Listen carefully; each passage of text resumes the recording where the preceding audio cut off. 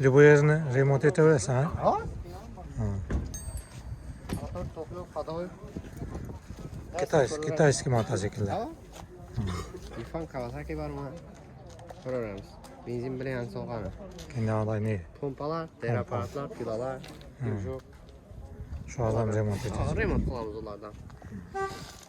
Paket Super. motosikletler. Sonra alacağım. Super'ın ilk xil modeli. Ko'rishimiz mumkin. Bunda bagajlar mavjud. Bunisida tugasi mavjud. Ko'pincha baliqqa nega bo'ladigan bo'lsa, atizga bo'ladigan bo'lsa, sumka tortadigan bo'lsa, mana bagaj bor. Bagaj ko'radi. İki andalı. Ha, 1 litr bilan 50 kilometrdan 90 kilometrgacha yuradi. Amortisatorlar zavodskiy yumshoq amortisator kelgan. Yengil.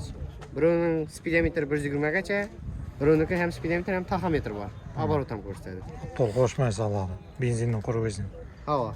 Suxoy benzin saladilar. Kartina 800 gram olib ketadi. 500 kilometrdan 1000 kilometrdan sağa avtoni qilib almashtiradi. Texnik ko'rigi, servis xizmatlari yana shu yerda mavjud o'zingizda.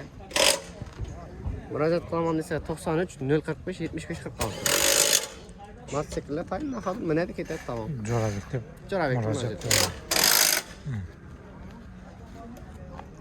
Bular remontga kelma. Remontga keladimi? 10 milyon so'mimiz kechib beramiz. 8000 kilometr yurib turibdi. Orqasimi? Mana. Bergisimi? Ha, beramiz.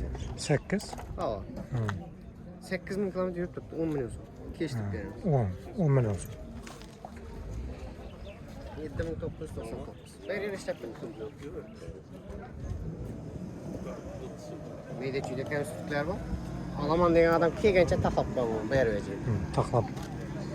Hozir muxtalarni Haydab ochib beradi, qator moylab yengillashtirganmiz muxtalarni. Boshqa kamchilik bo'lmasa endi xudo xolasa bu yoqda ko'rib taxlab 2 kun ichida taxlab ko'ramiz deganman. Bazarın bir bazarın telefonlaşıp geliyor. Bunda Ebitgacha shu yerdamiz. Ebitga keladigan bo'lsa ham remontga kelaman, matga kelaman, telefonlashadi. Kelamiz, uy yaqin shu yerga. Şu yerda.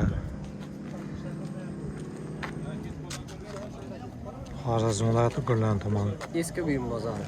Eski bir bazar.